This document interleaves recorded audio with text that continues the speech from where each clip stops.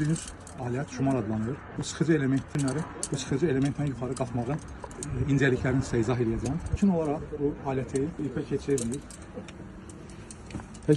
bağlayırıq. Jumarın arasına bir karabin qoyuruq ki, hansı ki özümüzü sığortalayırıq. Əgər asılarsa bu ip oradan çıxmasın. Alt hissəsindəki eşiyə bu karabini keçirib bağlayırıq. Tam təhlükəsiz vəziyyətə gətirdik.